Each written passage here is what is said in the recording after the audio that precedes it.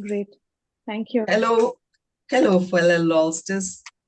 This month we have another guest from the US, like last time, and it's Shreya Sarkar. And it's great to have you here on LOL Sarkar, Shreya. And let's have a blasting session today. Over to Danya.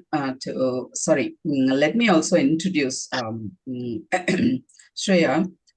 Shreya Sharkar is a public policy analyst and journalist based on Massachusetts who contributes political and social articles for Indian and US news magazines like Scroll and American Kahani. She's the author of the novel Beneath the Veneer, published earlier this year. We have a lot to learn about Shreya today. So, as usual, let's begin with a blasting question from Danya today. Come, Danya, shoot your first question. Yeah, welcome, Shreya. We're very happy to have you here. Thank you. I just wanted to ask you that, usually what happens is people have a genre set in mind and then they start writing about it. Like, just have, like, let's say all of us, every writer has a particular favorite genre, right? For me, it is usually mystery and thriller. I love mystery, but I have never written on it, but it's usually that.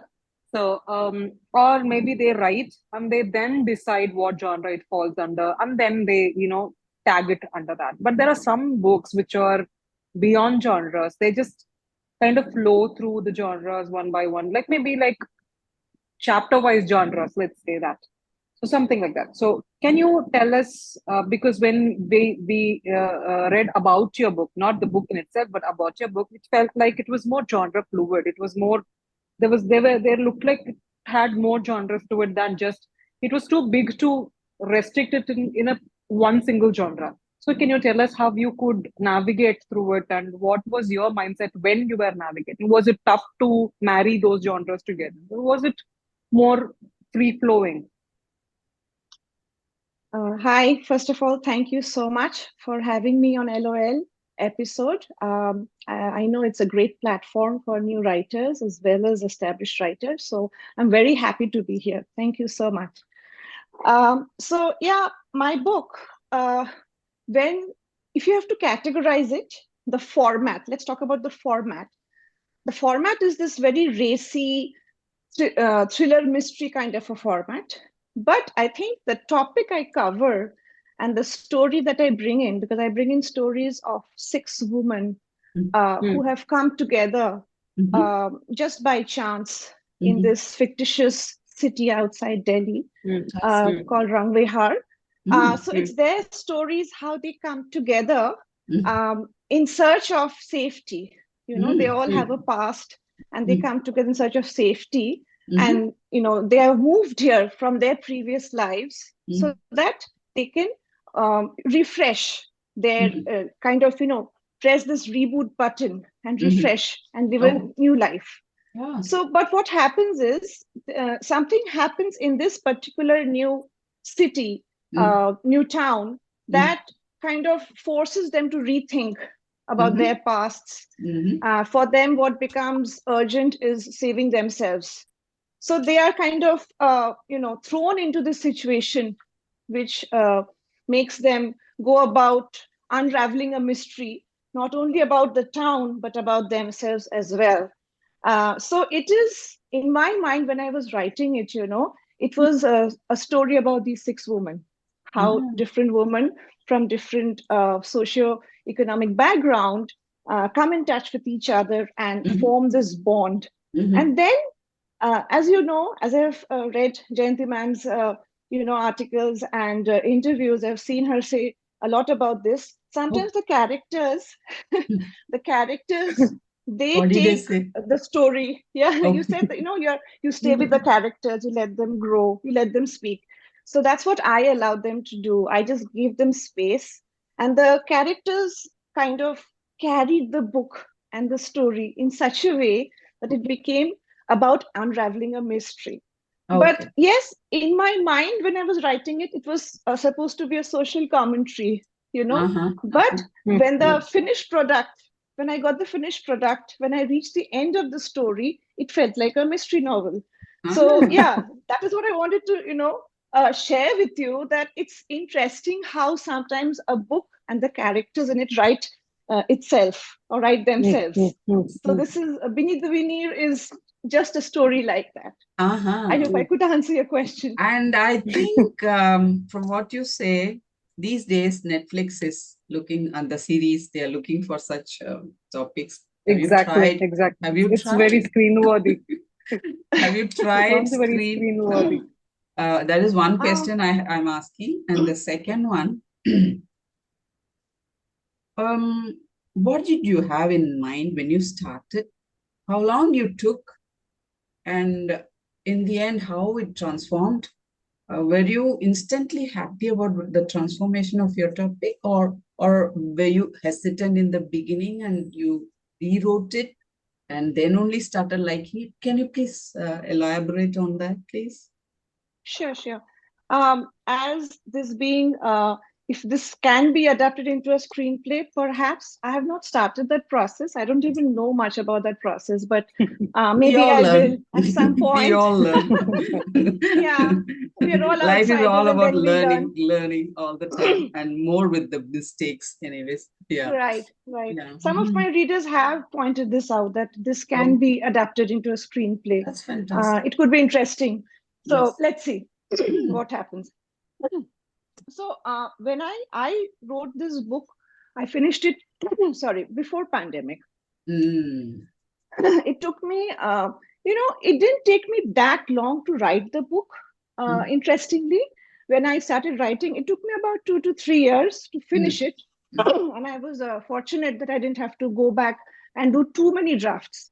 I did about 3 drafts, but not too many changes had to be made. And this is not the first book full length I'm writing. So when I wrote my first full length, I learned in that process. I knew how to control it. So that helped. When I wrote this book, I remember being very disturbed after the Nirbhaya incident in India. So that was long back. But I think, a germ was planted in me where I saw that something this heinous can happen, and the whole nation takes, notice. Astounding. Yeah. Right. Yeah. And this is Safety of something. women. Yeah. Exactly. This is something that brought the entire nation, irrespective of, the differences, the ideological, political, social differences. It brought them together, and it really, it worried people in India. A lot happened at that time. There were, all these candlelight vigils, all these happened. But then what's unfortunate is after a point, it disappeared. And then more of these things happened here and there, and people got used to such stories, such news, Unfortunately. Yeah. And I felt that, this is happening time and again. People talk about it when it is timely, and then they forget about it. But it doesn't go away, So that is the first thing that affected me. And at that point, I didn't know that it's going to affect me so much that it's going to stay with me. Eventually, other incidents also came up. There is this incident. I don't know if you know about it. It hit the headlines for a while about this athlete called Duti Chand from Bengal. Yes. Yes. Yeah. So that was also, again, these stories, newspaper stories, they stayed with me. And I was really, it's something that stays with you because you're worried about the situation. That how can an athlete who is so celebrated, who has won so many medals, just because she's good at what she does, how can she come under people's scrutiny? Scrutiny, you're right.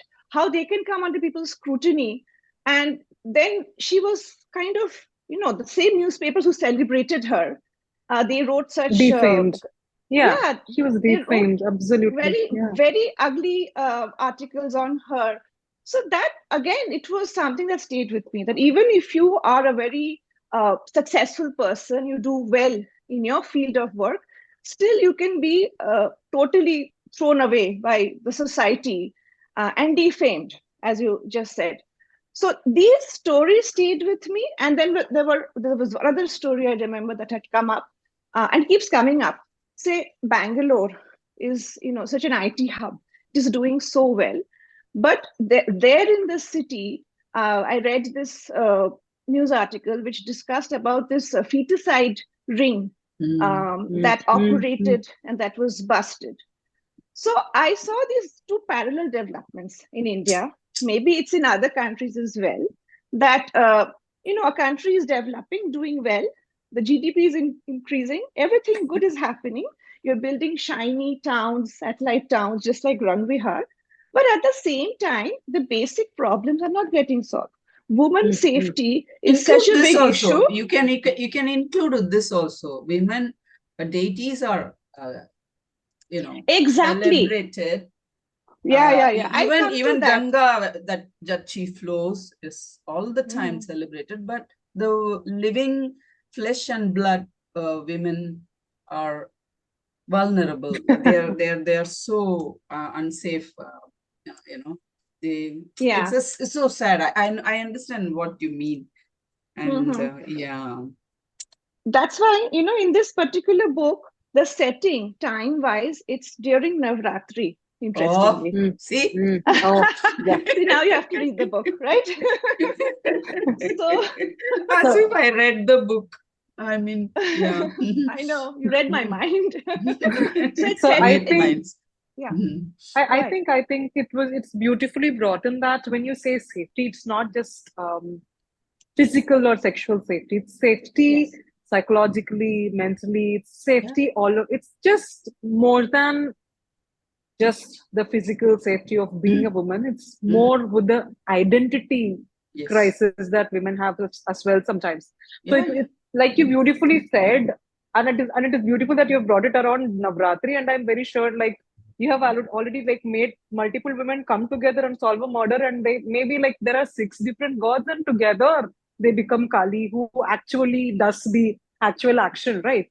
So that's beautiful. But my a small doubt. I mean, my next question would be that when you bring perspectives from different women, when you bring in 6 different lives, I'm sure they meet at one place and there's some connect between them, right? Except for the safety aspect and except for them being women, have you used any other ways of connecting them as characters? Except for the mystery, except for them, the gender and maybe the safety aspect. Is there any other connection that they have?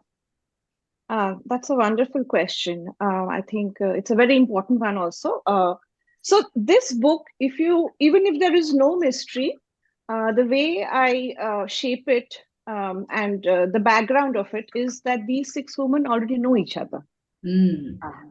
That they have come together, like because of the different characters here. One is a domestic help, another is a doctor, one is a lawyer, and the fourth one, she owns a pickle factory. She runs that pickle factory in Ranvihar, and people in Ranvihar are not too pleased that the factory is there because it kind of it's like a blotch in their very suave appearance, because it doesn't fit into that kind of a chic coffee shop, beautiful malls, that kind of a format. So they knew each other beforehand and they've stood with each other. That is what you're going to find out with time, that it just happens to be that something like this, a disrupting event happens, and then you get to know more about how they came together, why they're friends, why there's a bonding, though they're from different social strata. And I think that's important because what I'm trying to address here is that it's not just some kind of crisis. It's not just crisis driven reasons that bring women together. Women are friends. It is very natural. Yeah, I don't think much has been written about it. Even in a nice way, even in a soft way. I think it's more sensational to pit one woman against another. Yeah. Because it's And a nice world, Shreya. It's, They I want to think, project it like that. yeah, I think people glorify catfights to a point where they think women together are not normal. Just like four, five women exactly. actually supporting each other is not normal. I love how you brought in this point. That would lead to my next question, which is basically what happens in the Indian or like even generally the detective or like the mystery solving sector is like there is a designated detective. There is one, you know, this person is going to find the mystery out. You know that there are going to be events in the story where the mystery reveals itself to this person, and through their eyes you see. But when there are very few Indian writers who write about a group solving a mystery, like more than one person solving a mystery. There have been so many like that written in Hollywood. Mm, There are a lot of mm, series which yeah. have that, right? Like murders in my building, or I was all just such going to things. say, Yeah, yeah, yes, that yeah. So one, like a group solving a mystery is normal yeah. there, but here in India, I think we have, I think maybe it's a challenge to the writers because there are six different perspectives of the same event, and they will have to write it on six different kaleidoscopic lenses. So it is a little difficult to make Mm, that journey more clearer to the, maybe that's my perception. So that's why they find it difficult. I'm not sure. mm. But I feel it's beautiful that you brought in a group because six different views mean six different perspectives, and the chances of one of it being right is very high than just having one chance. Right. So how were you able, I very much believe that women are better detectives than, because we have this thing called intuition. We know that something is wrong, something is off. So I absolutely understand that intuition being in all these six women, but uh, Mm. yeah, there's a lawyer, so there is also a legal perspective that is good.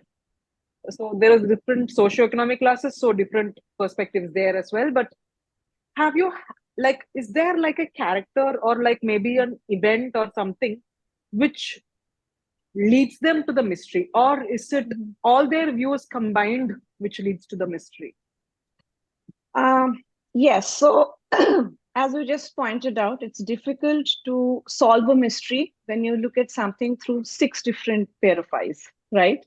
So for that reason, there are six characters, but the reader is seeing the whole, she or he is reading the book through the eyes of one of them.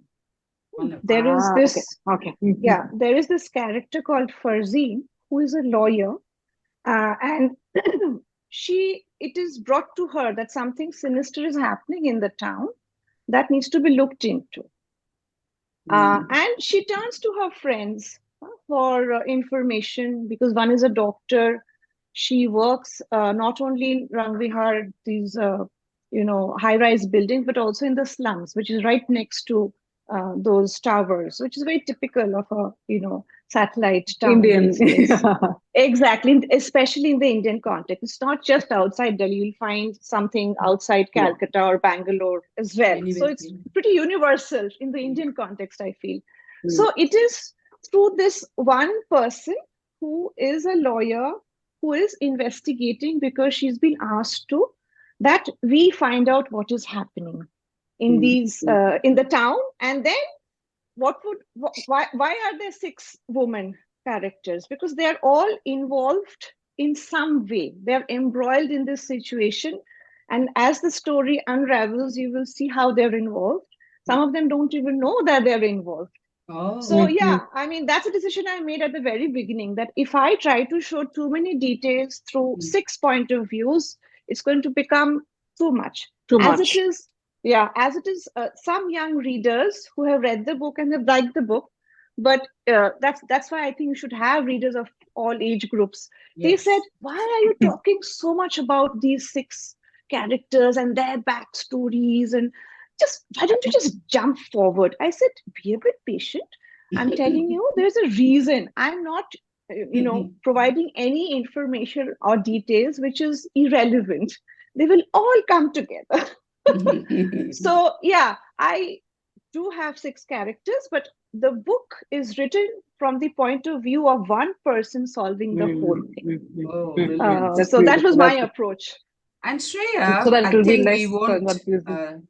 we won't talk more about the book because we don't want to, completely Yeah. reveal. Spoil, Okay. spoil. Yes, we shouldn't spoil. Let's go to the Yeah. publishing phase. Is it Okay. a self-published or traditionally published is the first question. And you can tell us how you went about. Like, did you send proposals? How many proposals did you send? How many rejections you got? Those stories, please, for aspirants there. Sure, That's it. sure. I think it's important to discuss this part because I think we all get stuck here in a Yes. major way, right? Yeah, yeah. As I mentioned before, this is not the first full length I've written. Yeah. This is my second. Okay. So, as a lot of writers start their journey, they write short stories. So, I wrote a bunch of short stories, and I floated. I kind of, sent it out to literary agents. India doesn't have too many literary agencies, but now they're coming up. I sent it out to some of them, and they came back with this response that anthology, short story anthologies, only famous people can bring them out, and that sells. So at that point, I was a bit disheartened because I was just starting, and when you're just starting, you feel as if you know a lot, and then Sweet. then you're as you go humbled. along, You know a lot. yes, exactly. Then when you go along, you know that A you lot, don't know everything. After 10, 15 years, you have no idea what you're dealing with. And by So that that time, was by that time, the scenario changes. totally. Yeah. So the reason why I tell you this is that I think the publishing world is, as we all writers and readers also know, it's very difficult to crack. Yeah, Because ultimately it is a business, yes. and the publishers, they aim at selling books and take as little risk as possible while doing so. So generally, who are the first picks? It's those who are already established writers, or the other trend that I'm seeing is those people who are successful in other fields, a very successful influencer, or you are a successful politician, or an actor, or an actor's son, daughter. They get published very soon because, again, the publisher is very They can sell strategic more there copies, also. that's all. Exactly. It's not about the face. content, it's the sellability. Yeah. Unfortunately, that becomes the main selling point, that people know you, people know of you, and they already have a fan base. So it's a safe bet for the publisher. Now, when it comes to new writers, what they go by, I feel, and I'm still learning, as I said, I'm still a student, not a specialist at all. They go for those writers who are writing certain kind of books that are selling, that are already, like, for example, books on mythology. It became an in thing, and for a while, I think it's still going strong. I don't think just generally about mythology, but neo-mythology, where Interpretation, connect, like to the present world. So like a sellable person or a sellable genre. Exactly. Yeah. Now, but at the same time, people are looking, or publishers are looking for something new. So if you have already given a strict brief that it has to have this, but it has to be new, How that can it these be refreshed then? So this is where absolutely. And this is what I find a bit mind-boggling, that if you want something fresh, then just look at it with a fresh pair of eyes. They won't. Yeah, don't categorize it. But they do. Beneath the veneer is actually a traditionally published or a self-published? Yes, I was lucky that it got published in a traditional platform. So the Alcove, so the Alcove picked it up, Alcove Publishers. They are based out of Gurgaon, Delhi. They picked it up. Yes, and Alcove is run actually by an all-woman team. 2 women lead it. Yeah, so that was interesting. And I was going to come to that. That's why you need to work with people, with mediators who understand this universe, the Mm. publishing universe, because this world can be very whimsical. Yes. It can, something that you don't expect to get picked up, it can get picked up. Yes. So for that, you need an agent who understands your point of view and your vision. And then finally, you need a publishing house who also Who's your understands what you're agent, trying to say. Shreya? Who's your So agent here? I Mhm. work with the book bakers, with Oh, Suhail okay, Mathur. okay. Suhail Yes, yeah, Mathur. Okay, okay. yeah. So he was, I was fortunate. I found him through social media, a friend's friend, and My he friend was very Lalita quick. Ramanathan's book also is picked by Okay, Suhail Mathur. It's yeah, he has a yet long to, list of yes, clients. he Yeah, is yet to, it's yet to come. Maybe next year, she says. Suhail Mathur. okay. Right. He's also Delhi based. Mhm. So he said that your story has potential. Let me see if I can give it to publishers who will be interested not only in the book but also your kind of writing. Mm. So he helped me get in touch with Alcove Publishers, and I'm very happy that my book has found a home in a publishing house that understands that not all books can be, compartmentalized very tightly into one category.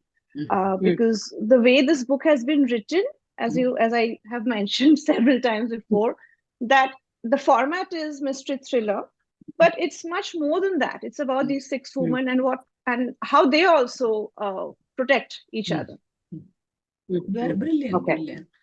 So did So, you edit? Did you edit? And how many times you edited? Who helped you edit? And what did the publisher do? Did they edit again, all over again? So tell us about that, please. Again, I was fortunate with this particular book.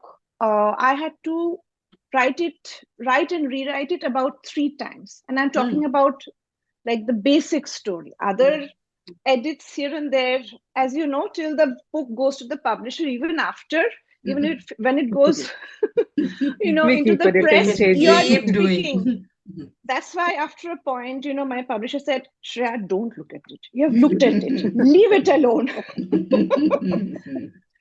But yeah, there are 6 characters. I had certain 2 or 3 more characters in it. And there, I think Suhail helped me a bit. He said that you don't need so much. Maybe you should go back and see if you can make it tighter, because that would be the USP of this book. It should be, a page turner. It should be very quick, a quick read. So that helped. But then he came back and he also gave me this confidence that, it's good. That confidence I think writers sometimes need, and I also needed at that point, that it's good, it has potential, people are going to like it. So go ahead with it.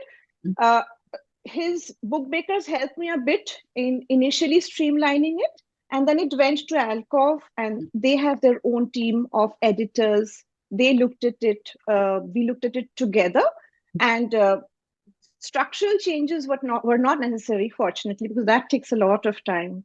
That's like rewriting again. But small things here and there, cosmetic changes had to be made. And it didn't, luckily, it didn't take that much time to edit this book.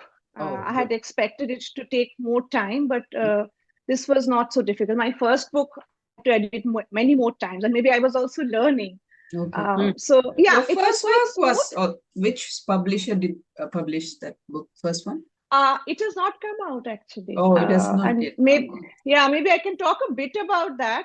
So I was working with another literary agency in India. That book was it was also a social commentary, but it was in the genre of maybe romance.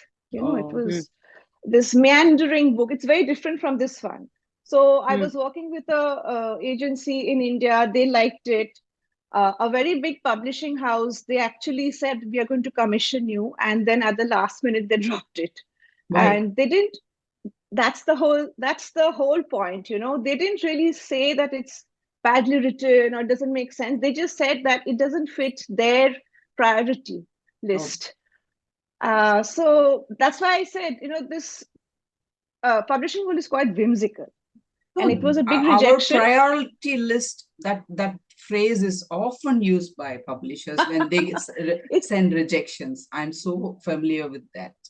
It's a So, black box, right? You yeah, can't even ask them much about it. yeah, yeah. No, But I think it's common. It's common for, I don't know. Maybe it's very personal opinion of mine. Maybe it's a very personal opinion, but women writing romance is very, very different from men writing romance. It's like we have a different idea of a romance, and I think men written romances have more readership because maybe women read romance more, and maybe they want to get a man's perspective on it, so they would like yeah, to read it. So when a woman writes romance, it becomes less sellable, more how to say, cliche is what yeah, people think. yeah, yeah. And I was also told that this is supposed to be a romantic book. There's no romance, there's no sex in it. What's the point? Exactly, Uh, exactly. There's because women writing romance is romance more like more decent, more sweet than and less vulgar. more, and I think more endearing, something that you remember. Yes. Yeah, yeah, yeah. And I hear you. I totally hear you. So, at that point, I felt very rejected, but it also gave me the confidence, that, yeah, a good publishing house can pick up my book. Then other things can happen. Then I Mm, learned there's so many technical sides to it, like a mm, priority list, like mm. sellability. So this business side of the publishing house is something that I'm still grappling with. I don't understand how they determine something is sellable or not.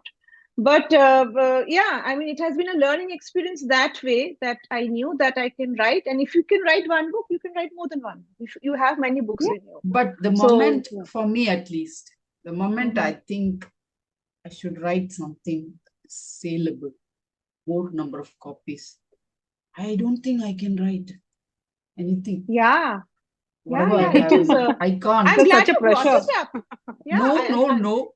yeah, I would rather stop writing for good. I mean, I can't. I can only write what I want to write. I know, I know. That's the other thing, when you are under this pressure that it has to be a certain kind, then you can't be creative. You can't let your I know. creative juices flow. You Mm, become mm. restricted, you become conscious, and that affects the story and the writing. And I so wish in the ideal world we didn't have to worry so much about that. No, And I people, also believe, Shreya, many fiction writers are writing and self-publishing very good books. They are saying if they are so particular about the selling point, number of copies and all, then I'm not for it. Let me do it myself, self-publish. Mm. And some of the books are very good, and some of them are doing better than expected in that sales commercial aspect also. I mean, you know. yeah. So yeah, I think in the So, end the author should like it, the process of it, the end product. Not the agent or the publisher should like it. More don't you than think so? them, more Yeah, than them if liking the content, author should like the the content first. reader, yeah, there Of should be course, a the connection reader. between, yeah, These the two in reader, between yeah. people, the agent and the publishers, if they are going to tell you, I can't sell this and all that, and if you're made to touch the content to rewrite, cut off, and all that. If you feel doing it, do, but don't do it just because you want to reach that particular publisher, that many copies. It's I no totally more. agree with you. Yeah, and it's so sad many times. Of course, we all go through that phase. Danya, any Okay, questions? I think the Zoom is going to go off. We can log Yes. off and log back in, and then I have Okay. two more questions before we go to the next segment of LOL. Yeah, just